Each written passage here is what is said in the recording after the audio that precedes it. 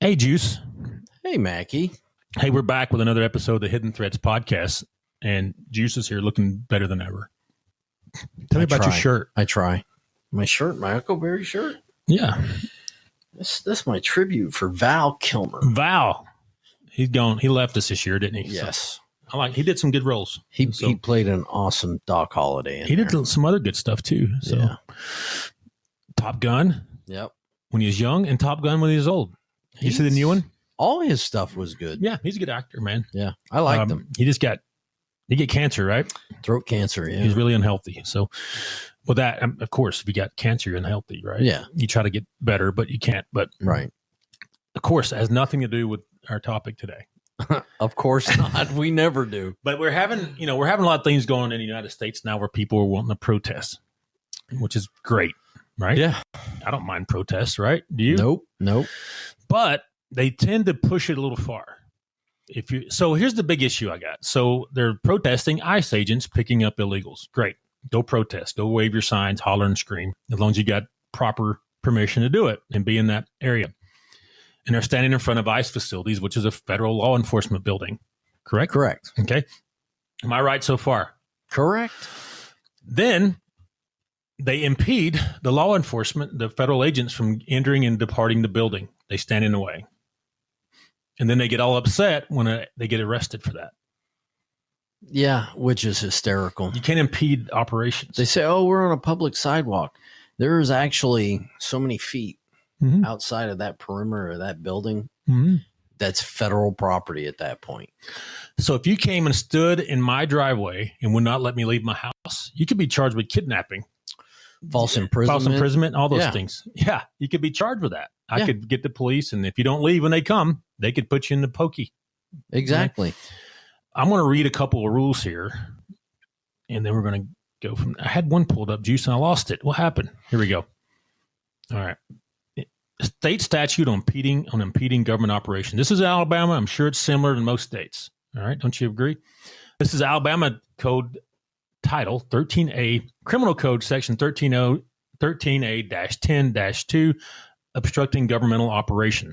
A person commits the crime of obstructing governmental operations if, by means of intimidation, physical force, or interference, or by any other independently unlawful act, he intentionally obstructs, impairs, or hinders the administration of law or other government function. Intentionally prevents a public servant from performing a governmental function. How about that? This section does not apply to the obstruction, impairment, or hindrance of the making of an arrest. That's a different rule, right? Obstructing government operations is a Class A misdemeanor. Okay, it's an arrestable offense. It's an arrestable offense. Yes, and people are like, "Oh, they're arresting these protesters." Protesters ain't going to be arrested if they stand where they're supposed to and keep their hands to themselves and do not impede government operations. Right? Correct.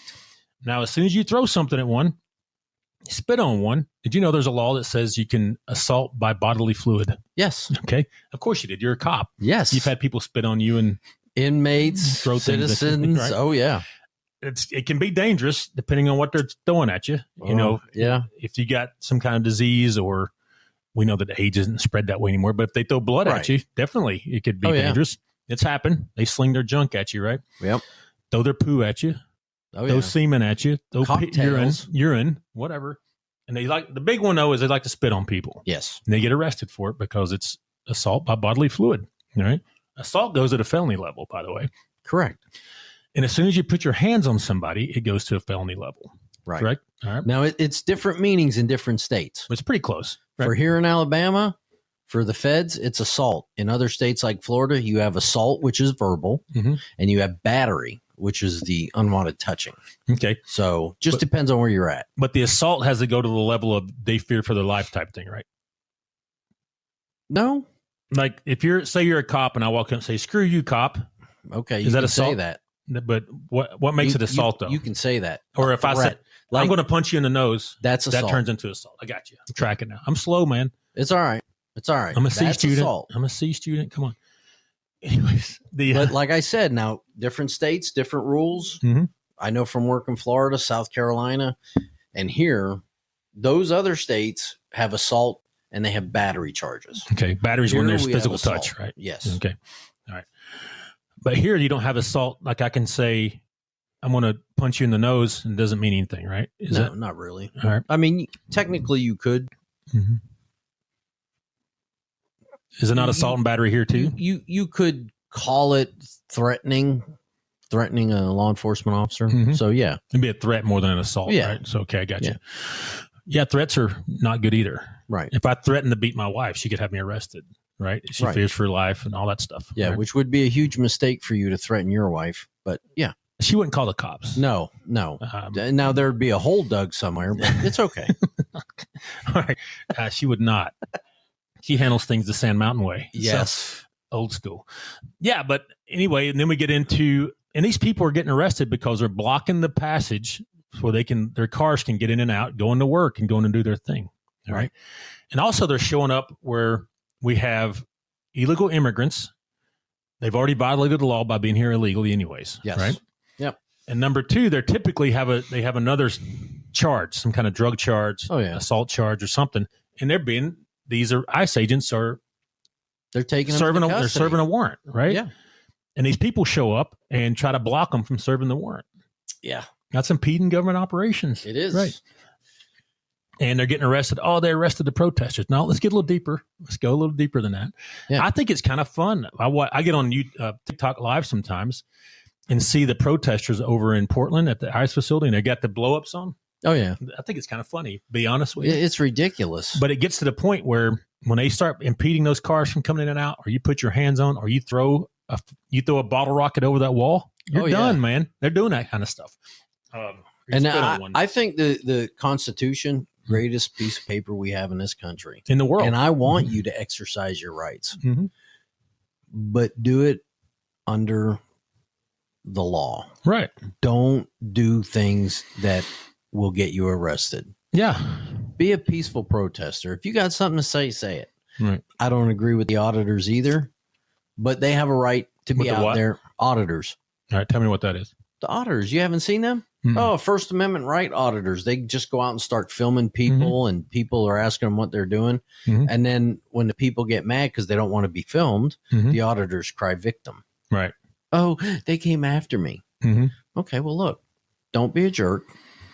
Do what you're doing. Right. Just be cordial to people. Mm-hmm. Same thing with these protesters. Protest. Right. Make it a peaceful protest. Nobody can tell me that Martin Luther King Jr. was a radical, even though back in the day he would have been described as a radical. Mm-hmm. He wasn't. Right. He was out peacefully protesting. Yeah, he used words. Yes. So, right. Do that if you want. Right. Don't stop people from doing their jobs. Don't make it a thing where you're throwing projectiles at people and could possibly injure them, or they don't go home to their families. They have families too. Right. But if you do and you get cuffed, suck it up. You got to go see the judge. Don't be a baby. You earn this ride. Everybody, Macky here with ShadowNet Investigations. I'm the lead investigator, and I'm here to let you know that we conduct premium digital forensics. Whether you're looking to recover deleted data from phones, tablets, computers, you name it, give us a call, and we can help you out in recovering that data. Or if you think you're hacked, we have the tools and expertise to help you figure out who's hacked you and to find out how it happened, whether you need help with any digital forensic situation, recovering deleted data, hacking situations, or any questions you have about digital forensics, give us a call, 866-910-7499. That's a free consultation at 866-910-7499, or visit us at shadownetdigital.com. Right. Just deal with it. Right. You got to go see the judge like everybody else. Right? Yep, exactly.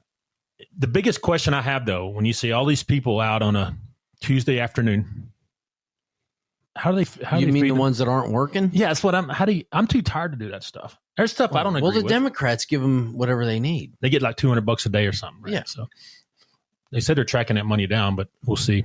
Okay. Well, Elon could probably track it down real easy. Right. You know? Right. Who owns Venmo now? Is Venmo a standalone company? I think so, yeah. I know PayPal owns a few. Yeah. But anyway, you could probably track it down, but I think they're being paid to go out and start trouble on all those things. But as long as they're doing it in the right conditions, no problem. Get your signs out, holler and scream. Get your bullhorn out. I think it's great. Now, some cities have ordinances where you can't be too loud. Right. And they get their bullhorns taken from them because it's way loud, right? Because it's a noise ordinance and all those things. But yeah, I think it's shocking when the MSNBC says more protesters arrested. Let's look why. You're not going to be arrested for standing in a public place waving a sign around, right? That's especially right if you have a permission to be there. You know, when you start laying hands on, throwing stuff, blocking cars from going in and out of a parking lot, all those things, you're going to get arrested. So, correct. Well, you see how Florida does it? The protesters there. What do they do? When the light turns red, they go out and stand there. When it turns green, they get out of the way because you will be run over in Florida. Mm-hmm. And that should be the model everybody, all the states in the U.S. follow. Right. Stay out from in front of my car. Right. Because I will run you over. The one lady, where was that protest? I don't forget the city, but she tried to get in front of she tried to run into a federal car. ICE. Yeah. Yeah. And they rammed her. They pushed through. That's what we call it in evasive driving. Yeah. Is you push through.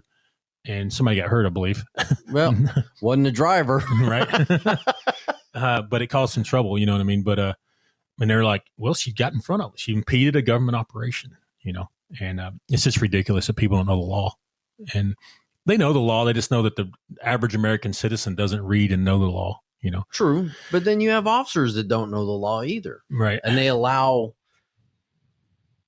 auditors, protesters to push that limit because they're not sure of what they can and can't do legally. Mm-hmm.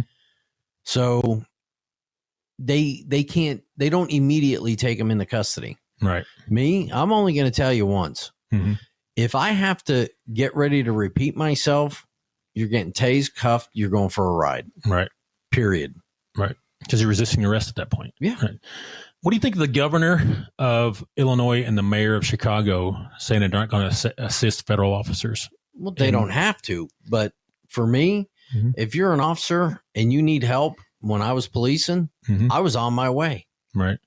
I was told I couldn't leave my jurisdiction here if it was an all call. Right. We had a deputy up in Eider, and we're in Fife. Mm-hmm. We had a deputy in Eider with 4 people out of a vehicle that were planning on, and we had the recording, they were going to jump on him, take his weapon, shoot him, and kill him. It's hard to manage 4 detainees by yourself anyways. So exactly. It's hard to manage 2. Now, you can figure we're how many miles away from Eider? It takes a little bit. Yeah. 30 minutes. Yeah. I was the first officer on the scene. Mm-hmm. I got written up for that. Really? By who? The mayor at the time. Oh, yeah, because she took over as police chief, she thought. Oh, yeah. Right? She thought, she thought something. Right. But if they're telling their men don't go, right? What kind of law enforcement officer are you if you don't have all law enforcement officers' backs? So here where we live in these remote towns, you have a massive wreck or a shooting, you need there's usually 1 or 2 of you in the town, and you need the sheriff, you need some help from the opposing town, right? Adjoining town, I meant, not opposing, but adjoining town to come help out because you got to manage traffic, you got to manage looky-loos, you got to get ambulance service, get people transported. There's a lot goes on just a simple wreck. And it's impossible to do it by yourself. Yes. So, and I see it around here. They assist each other pretty well now. I think since some of the politics have left the police departments, right? They're assisting and communicating and all those things. But on a federal level too, when I just read the Douglas book, Mindhunter, and how the FBI and local law enforcement try to work together. And they should. And how's this going to work out later on whenever all this political turmoil settles down? It'll settle for a little while, right? And Chicago needs help with a murder, mass murder of some kind. They'll drag their feet. FBI, they're going to be in a hurry to jump over there? No. And you can't blame them. If you're not going to scratch their back, why should they scratch yours? If I'm going to be badmouthed by your mayor every time he steps in front of a microphone, so I don't know. And they're saying ICE agents are fascists and all this. They're just federal agents making arrests, serving warrants, man. Again, we did that podcast on that, fascists and Nazis. And right. They're not brown shirts. They don't know what they're saying. They don't understand the definition. They're just being mockingbirds and repeating what they heard somebody else say without looking up the true definition of the word. Right. I saw one on the news the other day trying to say that Germany made up a bunch of immigration laws so they could arrest Jews. They had immigration laws, and then they forced a bunch down everybody's throat within a year to make it illegal to be a Jew, basically. Right. We're not doing that. We're enforcing laws from like the 1800s. Yeah. It doesn't matter what your nationality is. If you're Canadian from Iceland, if you're illegal, you got to do it the right way. And they're saying, oh, they're only arresting the Hispanics. No, they're not. No, it's not. I just seen some Irish guy that's been here that didn't have a visa, and they got him. Mm-hmm. So how's that being racist? If you're going after criminals. Right. I know a Canadian guy, and he's here on a work permit, all that stuff. Right. Been here 10 years, and he's going through he's on his 7th year of trying to get citizenship, and he's just now taking the test. See, it takes a long time. That's crazy. I think it should be I think we should adjust that to make it where it's not easy, but makes it shorter period of time, Yeah, but if you're properly vetted, paying taxes, all those things. If you're doing all the right stuff, not selling dope. I get it. You can fast track a law abiding person that's in the States. Right. But if you're a criminal, you got to go. Yeah. I don't know if they used to do it or not, but if you came and served in the military, you got fast tracked pretty good. I forgot. Yeah, they did that. I don't know how they work that anymore, but we used to drive guys to Raleigh and they'd go get sworn in, basically. You're a citizen, It's kind of the thing. I don't know if they still got those rules on the books or not. I think it depends on if they need service members. They need employees, right? Yeah. So it depends on what they need. Yeah. But I don't know, man. It's interesting. We could go on this for a while. But so just to sum it up, man, if you put your hands on a cop, spit on them, federal agent, they're cops too, you're going to get arrested, man. You're going for that ride. Not for protesting, but for spitting, for hitting, the crime. Throwing stuff, right? Yeah, protesting is not a crime. Or threatening, all those things. Ramming people with your car is a crime too, by the way. So it's a weapon. It is what it is. If you do something like that and you commit a crime, I hope you get bit by the dog. Mm-hmm. I hope you get pepper sprayed. I hope you ride that blue chain of lightning. I hope they put the silver bracelets on you and they take you down to the Hooskow. You watched me get silver bracelets. You took a picture of me. I did. My little minor. I'm a hardened criminal, ain't I? I did. I'm a hardened criminal. I made a poster out of it and put it on my wall. Did you? Yeah. I'm a hardened criminal, Jus. How long was I in there? For 90 minutes or something? Yeah, something like that. Stupidest thing ever. We haven't got into that one yet. We will one day. So. That'll be a good one. All right. But anyways, it wasn't for protesting. I actually did commit a crime. It wasn't. But it was something minor, though. All right. We'll be back shortly with another episode. Talk to you soon.